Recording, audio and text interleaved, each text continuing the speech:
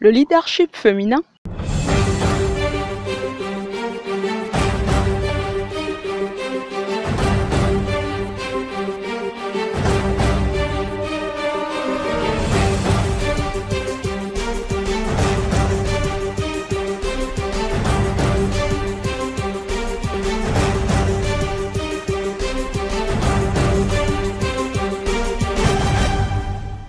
Mesdames et messieurs, bonjour. Vous êtes-vous une fois posé la question sur le genre du leadership? Est-il au féminin, au masculin ou neutre? Ou pensez-vous qu'il est tout à la fois? Vous avez sûrement votre avis et il est intéressant d'écouter celui des autres. Et pour ce sujet, nous avons jugé bon de connaître l'avis de la jeune femme leader 2017. Elle est communicatrice, elle est la directrice du cabinet Rayhanat & Associés et elle, c'est Rayhanat Mamadou Touré, que je vous laisse d'ailleurs découvrir. Bonjour à toi, Anan, chère petite sœur, et bonjour à tous ceux qui suivent et qui sont fidèles à l'émission Et si on en parlait. Alors, je suis Rayhanat Touré Mamadou, je suis communicante de formation et de profession. J'aime dire, je suis activiste féministe à fond et formatrice en développement personnel. Voilà. Lors de mes formations, j'ai un cabinet, c'est ce que j'ai oublié de vous dire, j'ai un cabinet qui s'appelle Rayhanat et Associés, un cabinet de formation. Donc lors de mes formations, j'ai l'habitude de dire que le leadership, c'est vraiment la capacité qu'a une personne de drainer ou d'emmener une équipe d'un point A à un point B, au plus simplement possible. Voilà. Non, il n'y a pas de leadership féminin. Il y a un leadership, point final. Maintenant, il y a un leadership exercé par la femme et un leadership exercé par l'homme. Évidemment, si je suis une femme et que je fais preuve de leadership, vous n'allez pas dire que je suis un homme en train de faire le leadership. Je suis une femme en train de faire le leadership. Mais ça ne veut pas dire que le leadership que j'exerce est féminin ou masculin. Il n'y a pas de différence entre... Je crois que c'est une erreur qu'on fait souvent de dire leadership féminin. C'est le leadership de la femme, exercé par la femme ou exercé par l'homme, simplement.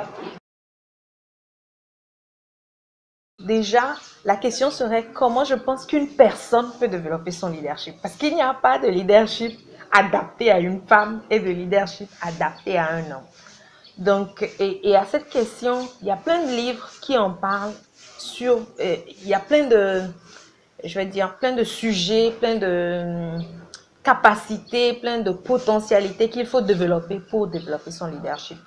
Donc, moi, j'en ai juste noté 5 que je vais partager avec vous. Le premier point pour moi, pour développer son leadership, c'est vraiment d'être soi et d'être vrai. Lorsque vous voulez développer votre leadership, lorsque vous voulez être la personne qui inspire, la personne qui donne envie de suivre, il faut que vous soyez vous et que vous soyez vrai. Parce que les gens ne suivent que les gens qui sont des êtres humains. Donc, si vous n'êtes pas vrai, vous faites semblant d'être une personne d'autre, vous faites à chaque fois, vous voulez ressembler à quelqu'un, cela ne donnera pas l'occasion aux autres de s'identifier à vous parce que les autres sont des êtres humains. Et si vous vous placez en idéal ou en quelqu'un d'extraordinaire, ça va être compliqué pour les autres de vous ressembler. Donc, pour moi, le premier point, c'est vraiment d'être soi et d'être vrai. Le second point que j'ai noté pour vous, c'est de donner l'exemple de vos convictions. Si, par exemple, on vous a dit, je donne un exemple, on vous a dit que les femmes ne conduisent pas. Je donne juste un exemple. Les femmes ne conduisent pas. Et vous pensez dans votre fort intérieur que les femmes ont une capacité de conduire.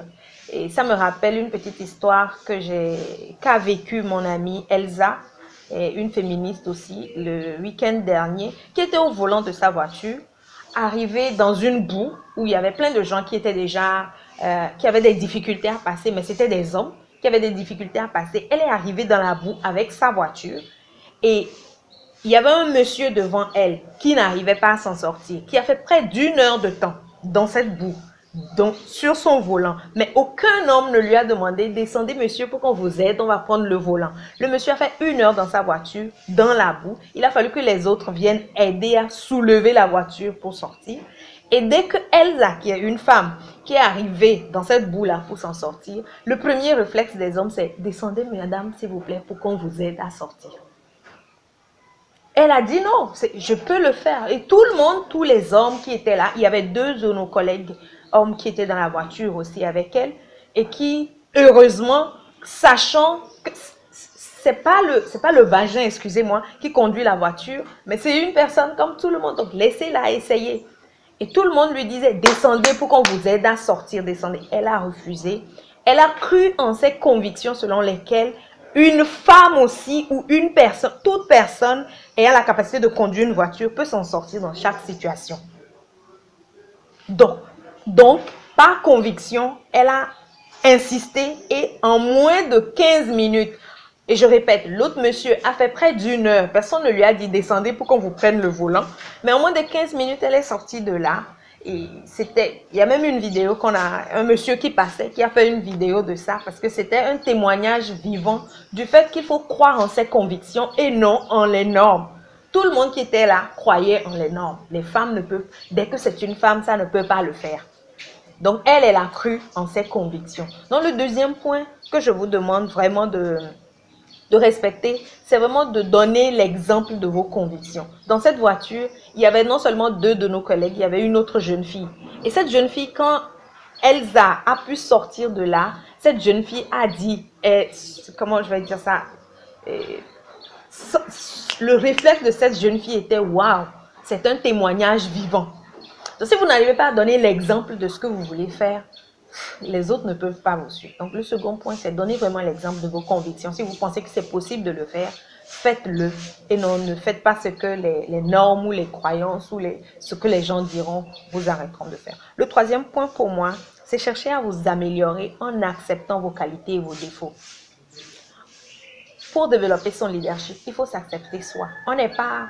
J'avais fait une publication sur Facebook disant les gens ne sont pas inspirés par la personne extraordinaire que vous êtes seulement. Les gens sont inspirés par la façon dont vous vous débrouillez avec vos défauts et vos qualités. Les gens sont inspirés en voyant que vous avez des défauts vous aussi, mais que malgré vos défauts, vous faites quelque chose de bon. Donc, travaillez en améliorant et en vous améliorant et en acceptant la personne que vous êtes. Pas besoin de cacher vos défauts et juste montrer vos qualités. Parce que vos défauts permettent aux autres de s'identifier aussi à vous. Et on ne suit un leader, on ne suit les gens que quand on sait qu'ils sont un peu comme nous et qu'ils vont dans la voie où nous sommes en train d'aller aussi. Le quatrième point que j'ai noté pour vous, c'est fixez-vous des objectifs. Fixez-vous de grands objectifs sans vous limiter par rapport à vos besoins. Si vous avez envie d'acheter, et j'étais avec un ami qui me disait, bon, ok, tu dis de fixer les objectifs. Si je dis que je vais acheter un avion, c'est possible. Pourquoi tu penses que quand on dit je vais acheter un avion, c'est l'objectif le plus impossible du monde? C'est possible. Mais quand tu te dis que c'est pas possible, eh bien ton cerveau va juste chercher les petites choses qu'il va te donner. Donc, fixez-vous de grands objectifs sans vous limiter par rapport aux besoins. Parce que quand vous fixez les objectifs, votre cerveau, et ça c'est un autre sujet, votre cerveau se mettra à travailler et à vous donner les bonnes issues pour avoir ce dont vous voulez.